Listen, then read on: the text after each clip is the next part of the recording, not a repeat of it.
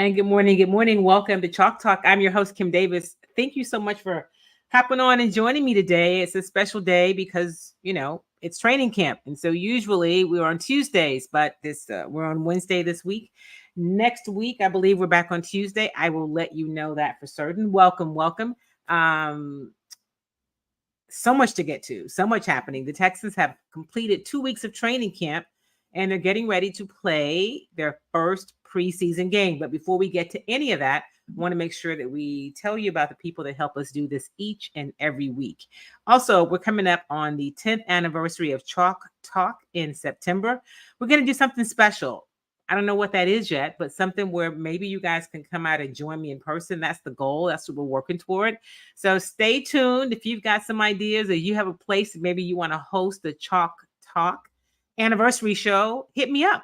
I would love to hear it and talk about it. We'll probably make it an evening show so that more of you can join. I know a lot of you watch this show either taking a break at work, in your offices, or perhaps the replay. So let me know and we'll figure out what makes sense for that. But the people who help us make this show possible and do it each and every week are longtime friends and partners over at I Love Jinka.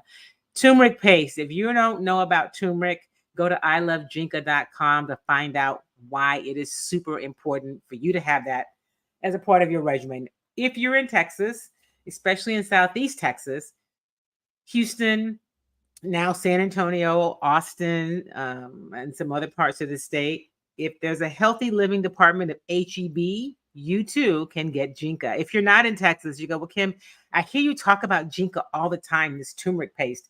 Go to ilovejinka.com. You can order it online. They will ship it. You can get the paste. You can get the capsules, the powder, whatever it is that makes most sense for you. Just get it. You will not be disappointed. It's ilovejinka.com. And if you're in HEB, if you have access to an HEB, here's where you find it. Here at HEB, in the Healthy Living Department, the probiotics, you can find Jinka 7 days a week. Yeah. Look at a lot of Jinka sale. Look at that. Jinka. I love Jinka. Go to HEB stores or ilovejinka.com to order yours today. And of course, there are Kimmy treats. If you're interested in some snacks, some great, tasty, healthy snacks, vegan popcorn, Kimmy bars, not vegan, but also very tasty. If you're in Houston, you can go to Sunshine's Vegetarian Deli over near the medical center on Old Spanish Trail. You can get the popcorn there. You can get the body butter in person, so you don't have to have it shipped. If the body butter is shipped, and we do ship in this heat, it will melt.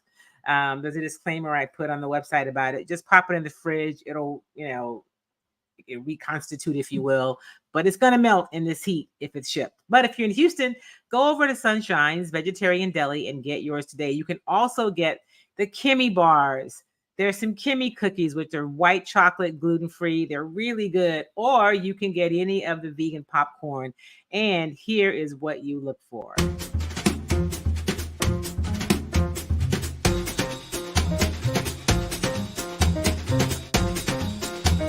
So there are 3 different flavors. There's a vegan truffle, there's a vegan chili cheese, and there's a vegan ghost pepper. Can't miss it. Go get yours today. All right, so let's hop into what's happening. The Texans have completed 2 weeks of training camp, and now it's time for their first preseason game. They're headed today to New England, to Gillette Stadium. They will take on the New England Patriots in their first preseason game tomorrow night. Now, first of all, it's preseason, and other than figuring out who's going to play, what people are learning, how's it going, who's going to make the team, all those things, come September, this doesn't matter. But for right now, it's everything. It's the first time the team gets a chance to play against people that aren't their teammates. They get a chance to go up against somebody else. And in terms of the quarterback competition, because it's been a competition since the spring, that is what the administration has told us. That is what head coach DeMeco Ryans has said. And I don't have any reason to think it's not. Okay. Now, let's be clear. They drafted CJ Stroud with the number 2 pick out of the Ohio State University as a quarterback. a need they had. They weren't waiting to get somebody for the future. You don't spend the second pick in the draft on a player who you don't have plans for getting in pretty quickly. So I believe that CJ Stroud is the guy who is going to be the starter. He may start day one against Baltimore. He is starting the preseason game tomorrow night against the Patriots. And also, you will see Davis Mills. DeMeco Ryans said that. Now, here's what's interesting. And I guess because people who do this every day, especially beat writers, which, I'm there a lot. I'm there daily, but I'm not a beat writer. I don't just cover the Texans. I also, as you know, cover the Astros, and I cover the Rockets, and I cover other things. But as a beat writer, all you do is that is your beat. You cover that team. So every intricate detail matters. So I say that before I say this. I get that their approach is a little more intense, if that's the right word. Not that the rest of us or others of us who are not beat writers are not intentional and focused and professional, but there's a difference being a beat writer. I get that. I also get that you have to stop looking, and I say I'm talking media in general, for something when there's really nothing there. So there was much made about really nothing 2 days ago when the NFL Network's Tom Pelissero reported that CJ Stroud would be the starting quarterback in the preseason game coming up on Thursday night. So the local media types were hot. We're out here every day and we're sweating and we're doing covering the team and we're here. And once again, you guys give it to the national media. Well, I was there that day for the entire press conference from the time Coach Ryan started talking to the time he's finished, and with all the players that came in behind him.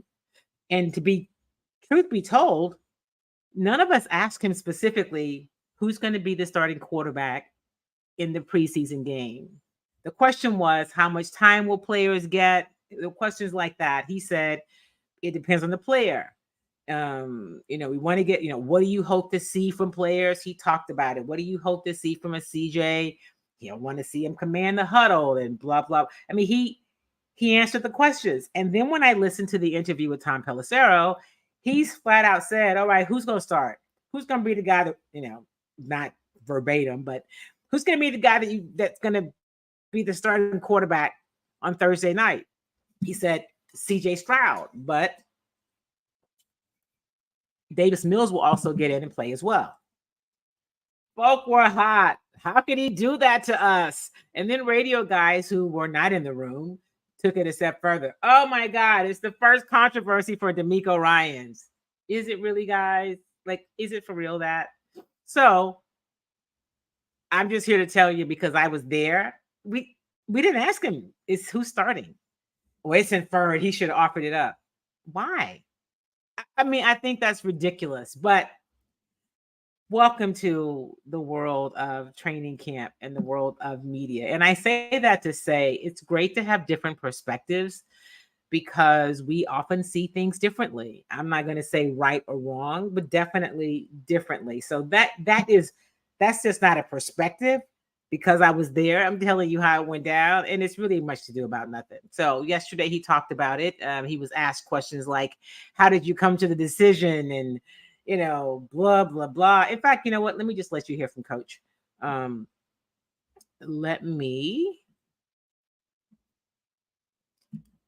Let you hear from Coach Ryans yourself. Okay.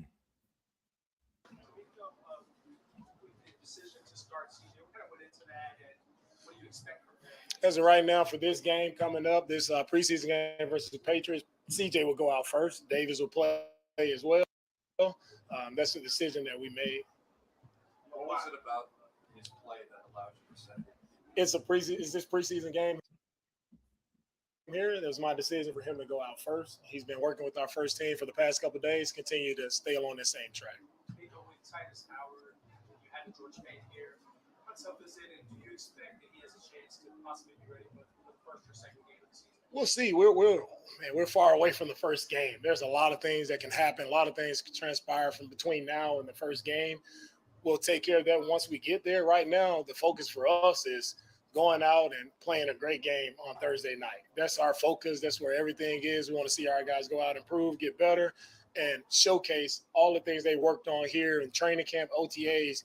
Can they go do it when the lights are on? And that's what we want to see. That's our main focus right now.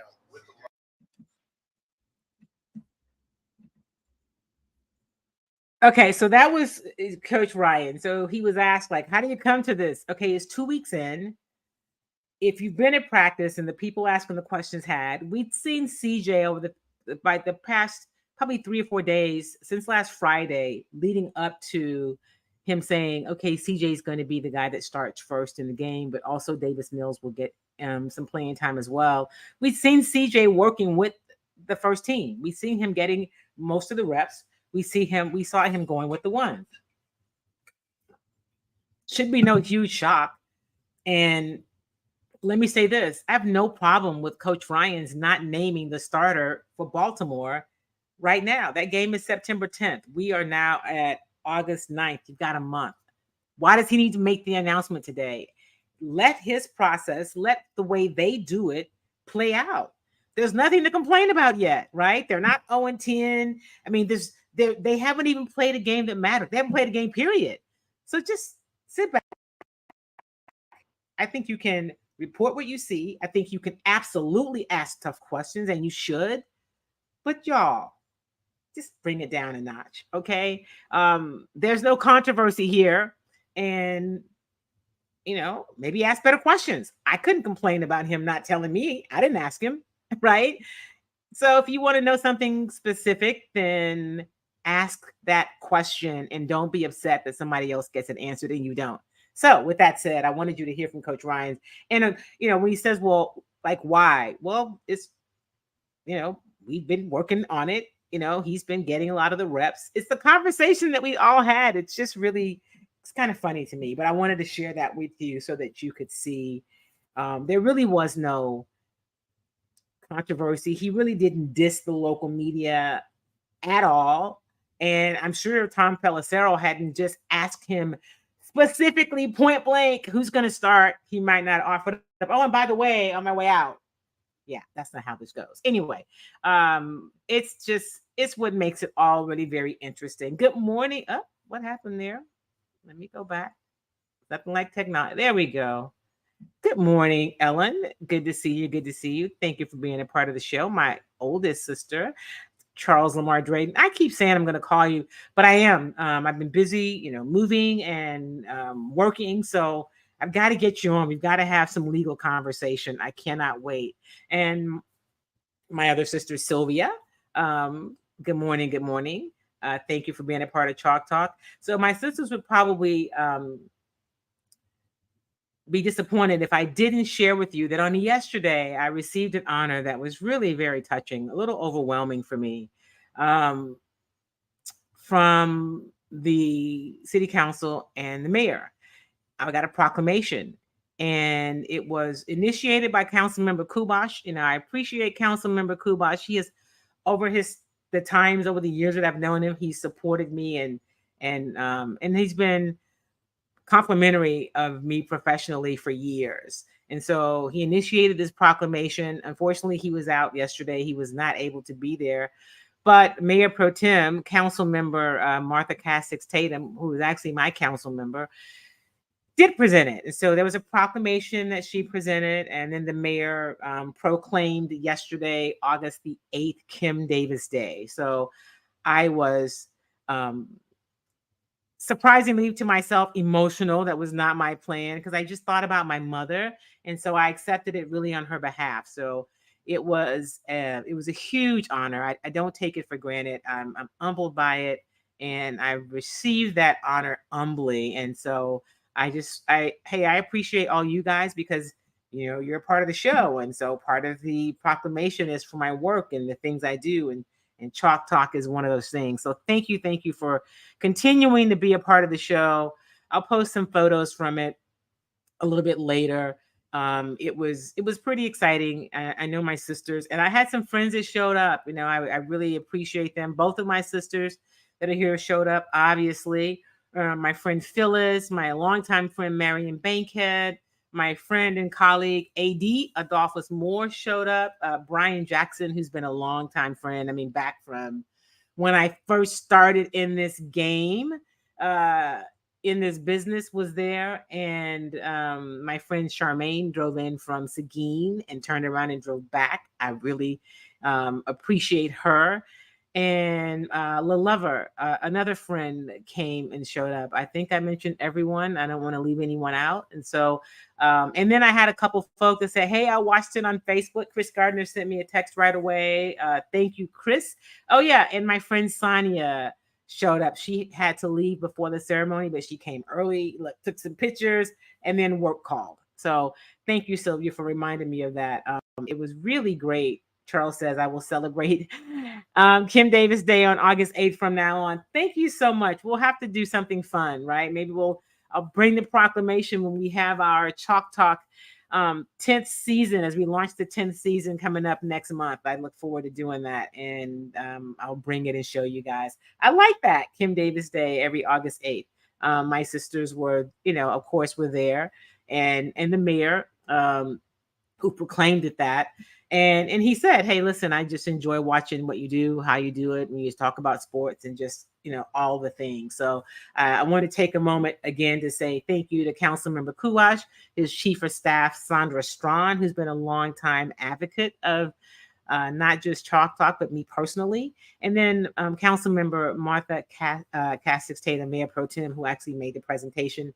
And of course, the mayor of the city of Houston, Mayor Sylvester Turner. So it was a fun day and memorable. And I got emotional just the sheer fact of thinking of my mother. And so I really accepted in her honor. She should have every honor that could be bestowed upon anyone. So thank you guys for that. I wanted to take a moment to share that. Now, back to the Houston Texans and the fact that they are going to be in action tomorrow night for the first time, playing against other players, right? It's one thing when you line up every day and you're going against your own teammates, it becomes familiar. And so tomorrow it'll be a live game. They'll actually be tackling, right? There'll be live action, and it should be fun to watch. It's preseason, so it's not always, just great football. But if you cover a team like I do, it gives you a glimpse of something that you don't always get to see at practice, right? When you start to see them in some game action. And then next week they will have a practice with the Dolphins.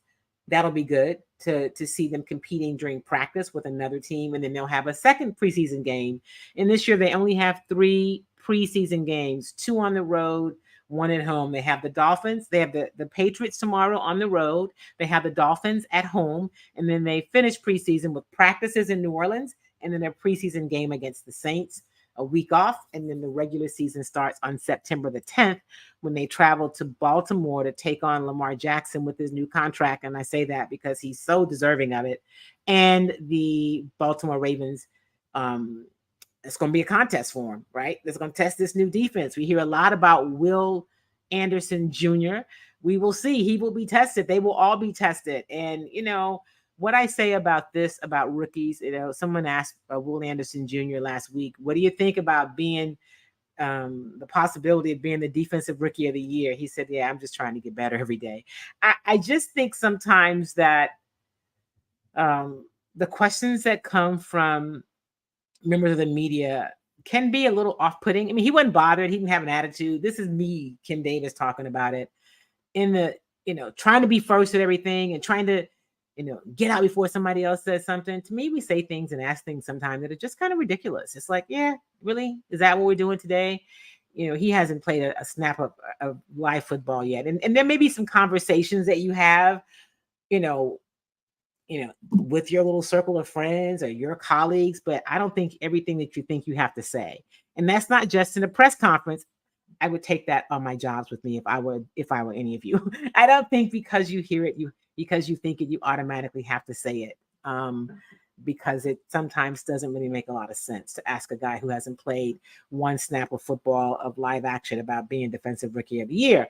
If he says, oh yeah, that's what I'm shooting for. Now he's arrogant and he's not focused on the team. He's focused on himself. So there's no win in answering a question like that. So anyway, Will Anderson Jr. though, I'm excited to see as he really gets his footwork down, and not that his footwork is bad, but there is a difference coming from college to the NFL. Even if you go to an Alabama and you play in a system like you had with the Nick Saban, who's very intense, it is still different on this level. I tell you, and I said this on a show on Channel 11 about a month ago, perhaps now, maybe 2 weeks ago, 2 or 3 weeks ago, that one of the people I'm really interested in seeing is Tank Dell. And one of my colleagues was like, Tank Dell, you did a great job. But Tank Dell, absolutely. And as we see him in practice, I think he dropped the ball 2 days ago. It's the first one I've known him to drop. And my point is, he's been very intense. He had a productive collegiate career. He's little, but he's fast and he's intense and he works hard, right? And he gets it. He works hard. I think that I'm interested to see what's going to happen with the Tank Dell. I'm obviously interested in the quarterback position. It will be CJ Stroud starting at some point. Will he start? Will he be QB1 on the depth chart when the regular season opens? I don't know. Probably. I don't know, but he will be QB1 at some point early in the season. There's no doubt in my mind about that. So it's going to be a lot of fun to watch. Hey, good morning, Wapahead. Good to see you. You deserve it, Kim. One of the most authentic in the media. I haven't met you in person yet, but when I do, I will feel like I already met you. Thank you so much, my friend. I appreciate that. I really do. And I look forward to meeting you as well. As I said, we're going to work on doing something for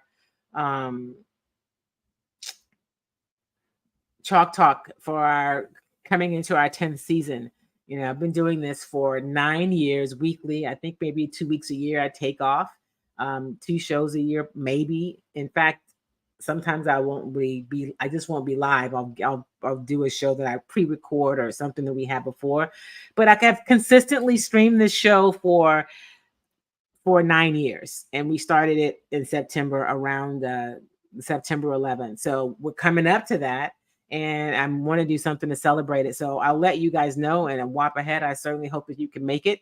And others of you who I feel like I've gotten to know on this platform over the years, but to meet you in person would be really super cool. So I look forward to that. There's going to be so much to talk about with these Houston Texans. I'm also working on doing a show to kick off the football season, a Chalk Talk TV special. So if any of you have businesses or know people that might want to be a part of this show from a sponsorship perspective, let me know, because I am will be producing it and putting it on, not just hosting it, but producing it as well. So I want to do better about asking the community who enjoy the work to say, hey, I'm reaching out and saying this is an opportunity to support. If you're open, shoot me an email, send me some information, or send me how to reach you, and I will send you information on how you can be a part of that show and this one ongoing moving forward. So I thank you guys in advance for your support and your just continued participation, because it's the engagement that makes this show really what it is and makes it fun. So yes, obviously CJ Stroud in the quarterback position, we're going to be interested to see what's going to happen with the offensive line. You heard in that clip that I played, somebody asked about Titus Howard. He is going to be out. He broke his hand, had surgery on it, and is in a cast. He's supposed to be out, is it 4 to 6 weeks? So is he back for game 1 of the regular season? That's about 4 weeks. And as what you heard Coach Ryan say is, we got a lot of time. We don't know yet. I mean, how can he know week 1 how soon Titus is going to come back? How does it heal? What's the recovery? You obviously need your hand. You can play with the club, but you need your hand as you're fending off defensive linemen. So yes, it's a loss to have a Titus Howard gone from the your right tackle, because Titus Howard on the right and Laramie Tunzel on the left at the tackle position, gives you one of the best, tackle duos in the league. They really could be amongst the elite in this league. Obviously, Laramie is individually, and Titus has really continued to improve since he was selected in the first round, in 2019, maybe. But yeah, what does that look like for your young quarterback when you've got, your established tackle on the right who may not be able to start game one? That's why you have other guys in camp and you have a depth chart, right? So they brought in Fant to be on the line, to be a tackle. And it really is next man up, because unfortunately in football, there will be injuries. Hopefully they are not injuries that, you can't, take you out for too long. Like, unfortunately, Quessenberry, who got injured in camp, and, is expected to be out. I think it was his ACL and MCL. So it looks like Juice Scruggs is going to be the starter at center. That is why you have others at the position. That's why you get other people reps in training camp, especially, and in practice, so that if somebody goes down, or actually when they go down, hopefully not for long, but when they go down, you will be able to have somebody in the fold who can step in and be the next man up. So we'll see what happens. Obviously you wish a speedy recovery to Titus Howard, just because you just do. And in that vein, I'm going to ask this of the Chalk Talk family, if you will just send a special prayer up to a friend of mine who you've seen on the show. He's a colleague and a friend, Brandon Scott. Just, pray for him and his family. There's a lot going on, and without really sharing what it is, I just ask you to send some prayers up for him. That just, Holy Spirit just dropped it on me right then. I wanted to share it with you, and please do that. He's an amazing guy. He's great at what he does professionally, but more importantly, he's a really good person, and father and husband and friend. And so I just want to send collectively some prayers to him and his family. And his name's Brandon Scott. That's all you really need to know. So do that. I really appreciate it. Thank you guys for being obedient and being participants. I really appreciate it. And I'm sure he will as well. So listen, not only are the Houston Texans in action, it's baseball time, y'all. I mean, we are a little less than 2 months away from the end of the regular season. The Astros had a great win yesterday in Baltimore. Baltimore is one of the better teams in the league. They're a 3-game stint with Baltimore, with the Orioles in Baltimore, the day after they went to the White House to be honored for being the World Series champs. They're playing Baltimore. I'm listening to the game on the radio in the car. Of course, my sister Ellen, who was with me, enforcer, but I was driving, so that's what we were listening to. And it is 1 out. It's the 9th inning. The Astros are trailing the Orioles 6-3. John Singleton got a leadoff walk to get on base. Anyway, when Tucker got up to bat, the bases were loaded. He goes down 0-2 in a count, right? Which means he's behind. Pitcher's ahead. No balls, 2 strikes. And then he battled back. It was quite a duel at the bat. I think it was 9 pitches. And before he took a 100-mile fastball and drove it deep. Grand slam for King Tuck. Now at that point, the Astros took a 7-6 lead. And they get out of the inning. The Orioles get out of the inning. The Astros were up 7-6. Now the Astros have to come in and shut down the Orioles. They did. They win that game last night, 7-6, with Tucker's, thanks to Kyle Tucker's grand slam home run in the night. And it was in dramatic fashion. I mean, you go down 0-2 in a count and you battle back, right, to obviously get to a full count.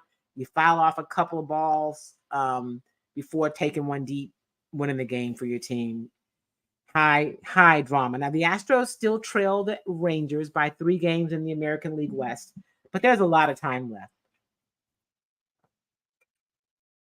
There's a lot of baseball left to be played.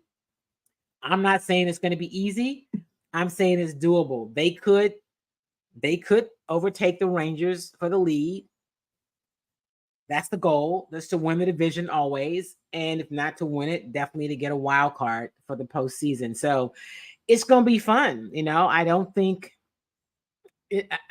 see any team in either of the teams the Astros or the Rangers really pulling out much further than 3 games. I think it's going to be really, really a battle. Now, right now in the schedule, in terms of who's playing who, the Astros,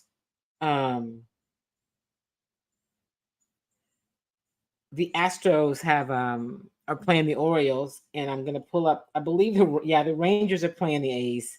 Somehow that just doesn't seem fair, but it is what it is. That's what the schedule has. And so I say that because, the A's are not great, right? Let's see what the Rangers are doing. The Rangers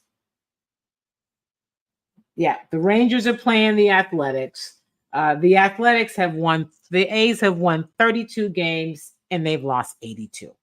So my point is, there's no real expectation that the A's win any of those games. On Tuesday, while the Astros beat the Orioles, the Orioles have a record of 70-43. The Astros are 65-49.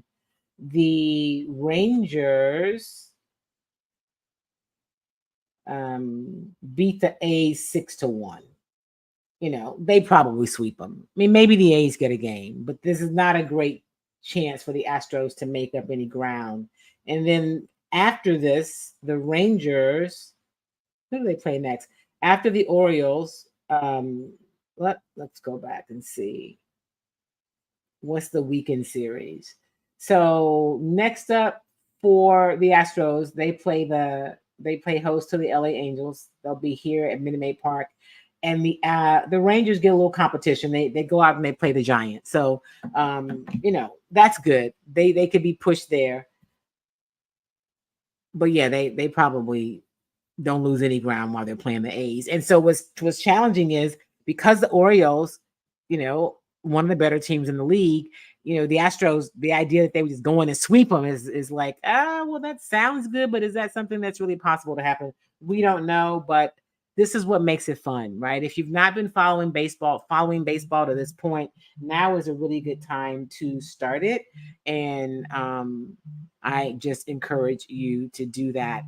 Pay attention and watch the Astros. It's fun times, and I think this stretch run is going to be really interesting. Wapahead says Tucker has been a patient guy at the plate for some years now. How much should they pay him? He's going to break the bank somewhere. Here's the question, Wapahead. Does Tuck stay? Does he stay or does he take his bat and go someplace else? He has been incredibly consistent. He's super reliable, in right field. You feel safe with him being there, right? He's the perfect guy for the position. You only take him out when you're giving him, some rest, because guys have to have some rest occasionally. He is consistent at the plate. And last night, Wapahead was a great example of that, how patient he was. He gets down 0-2 in a count. It's 1 out in the 9th. Your team is trailing by 3 points on the road. You're down 0-2. And you battle back, right? You get a couple balls, which means you're paying really good attention to, your focus. You're not getting, antsy at the plate. And you get your pitch and you hit it. I mean, he obviously fouled a few off, because I believe the pitch count was I think that was 9 pitches in that count for that at bat. So he made the pitcher work. And when he got that fastball, he took him deep. And so I saw it on the highlight. I didn't see it live because I was in the car, but I heard it and I could see it as I'm listening to it, but it was fun. You're right. To answer your question, I don't know. He's going to get paid. Obviously, they're going to have to pay him more next year than they would have paid him, last year. And I just hope that he doesn't say, you guys didn't take care of me. I'm just going to go to the highest bidder and go someplace else. He's going to get paid really well. Upper 20s. Is he at 30 million? I don't know, but I do believe that he gets a nice payday next year, and he will have earned it. He's consistent. He's no drama. You can rely on him. I mean, when Tucker comes to the plate and there's 1 out in the 9th and you're down by 3 and the bases are loaded, I'm like, they got a shot. Now, I didn't necessarily know that he would hit a grand slam, right? That he'd hit a home run. I'm good with it, right? But I was like, oh yeah, Tucker, this is good. He's gonna drive in some RBI. So we're gonna see Whop ahead what happens if they're. I hope they're able to keep him. I hope that he says, yeah, I want to be here, despite the fact that y'all didn't really handle me like the way I felt I should have been handled in terms of being, compensated and taken care of. But maybe they make the offer so good next year that he continues to be here. He will definitely get paid. That's a great question. Of course, Justin Verlander is back in the mix. I mentioned John Singleton got a leadoff walk in that inning. John Singleton back in the mix, was traded. I mean, they brought in John Singleton. They have optioned Corey Julks to AAA.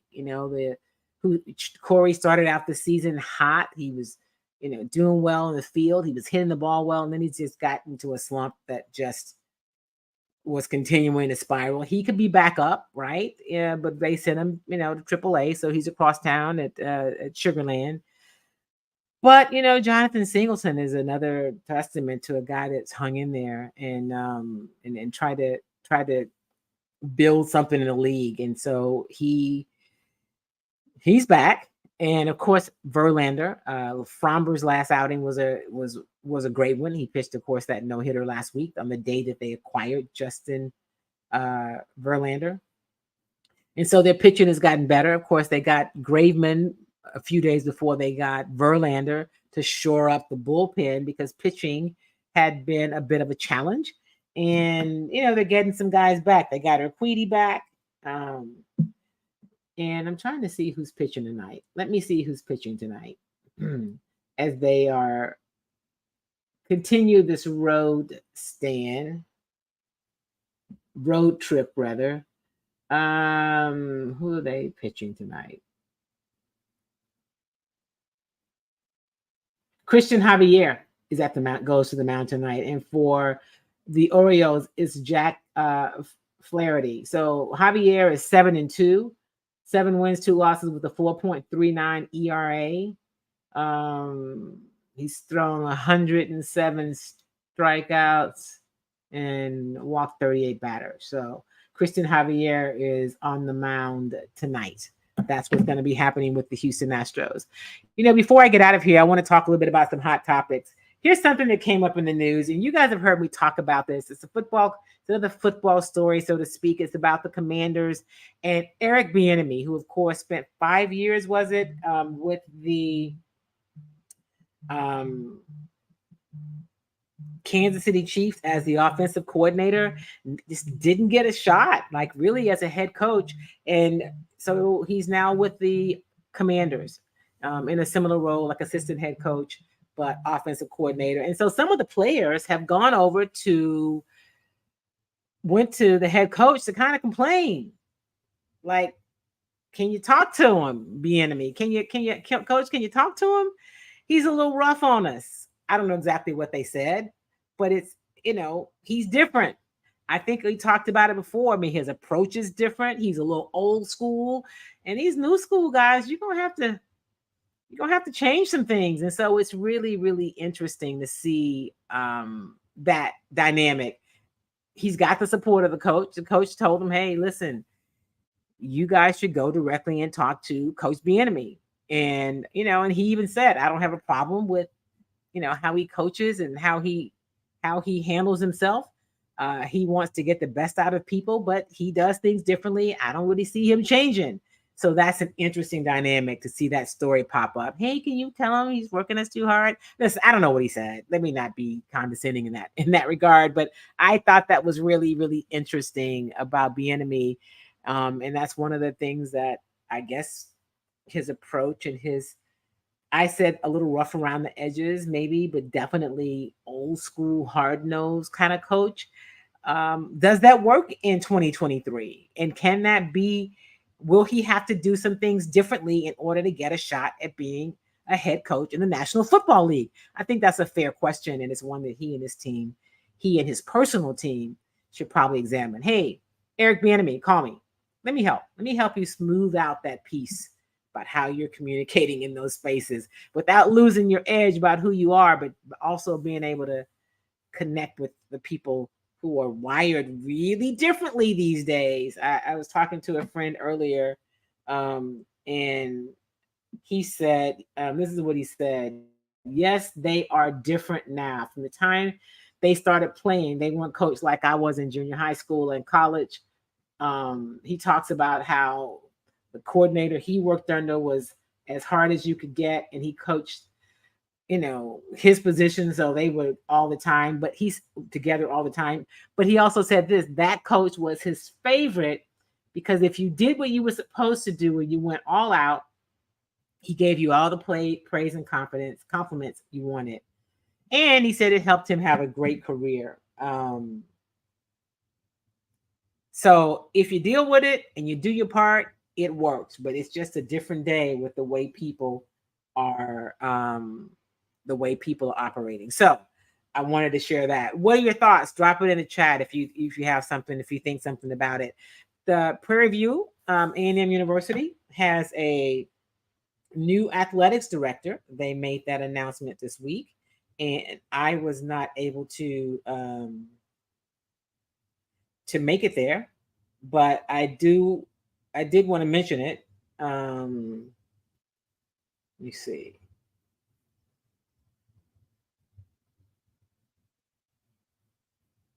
I wanted to mention it because okay, here we go. I wanted to give them their, where did it go? Okay, my email is doing, here we go. Okay. Prairie View names a new athletic director. This happened on the 3rd. He was the senior athletic director at Northern Illinois University, and his name is Anton Goff. In the capacity where he has served at Northern Illinois, he oversaw all student athlete academic support services for the 17 varsity sports.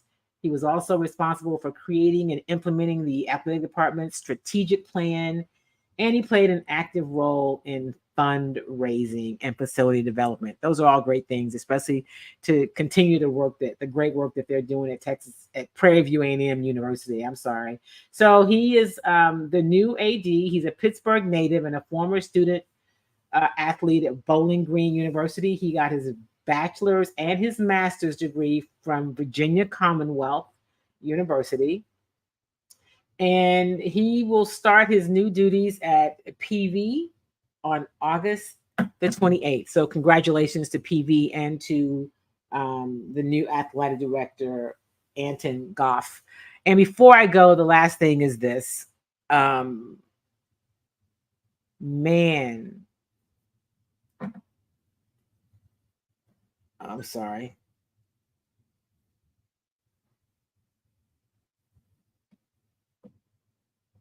I just got from a technician that's doing some work, so I needed to respond to that. I appreciate it. But listen, before I get out of here, I just want to say that the former president, Donald Trump, who's currently a citizen like the rest of us, is having some challenges. The legal system is on his heels, and for the people who say he shouldn't be held accountable, I say I want everybody to have to be held to account for what they do. The rule of law should not just matter for me and for you. It should matter for everyone. And I think people who are in positions of authority should almost be held to, a higher standard. But if nothing else, at the very least, when you break the law, you should be held accountable. And so he has been indicted. There are those that represent us, even if we don't vote for them, who are saying, no, he shouldn't be. And there's all kind of shenanigans and stuff going on. I mentioned this just to say, these are the reasons why I encourage you to always stay registered to vote. You stay registered, you don't have to get registered. These times are important. Pay attention. Understand what's happening in policies and discussions. Be involved and engaged. Do whatever part you can, which at the very least is to be informed and show up to vote. I'm encouraging you to do that. There's a lot of stuff happening. We've got to stay vigilant. There's too much at stake. And I'm just saying we will continue to talk about it here on Chalk Talk. But if you are not registered to vote today, get registered. Okay? If you're not registered to vote, get registered. If you are registered, help somebody you know in your family or neighbor or friend or, in your sorority, at your church, wherever it is that you spend time, help somebody else get registered and then get the information, right?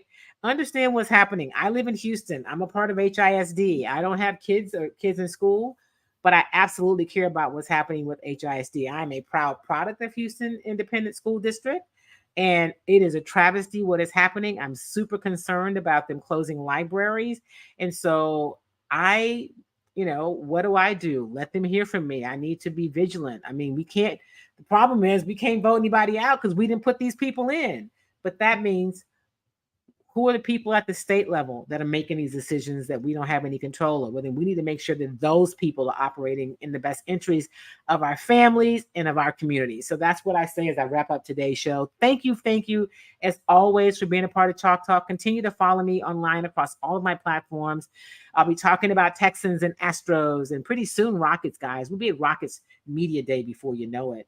And we're going to talk about some college football as well, and some college basketball, and really, really what's happening on this political scene, because it's going to be a really busy season, and we've got to keep the main thing, and stay focused on what matters. I encourage you to vote your values, not mine, not somebody else's. Vote your values, but the only way you can do that is to be registered. So a few things to do. We always have some, call to action. Make sure that you get registered to vote. Let your elected officials hear from you. It doesn't matter if you voted for them or not. Once they are in office, they represent you as well. Let them hear from you.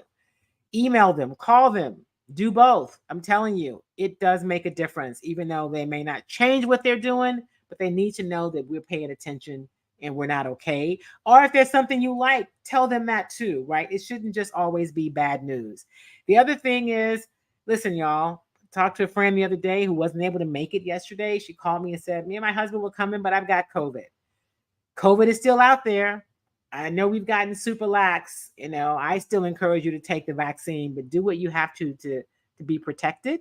And remember, do something kind for yourself and do something kind for somebody else. Make it a great, great week. I'll see you next week on Chalk Talk and in between on all my platforms. Make it a great week, everybody. Peace.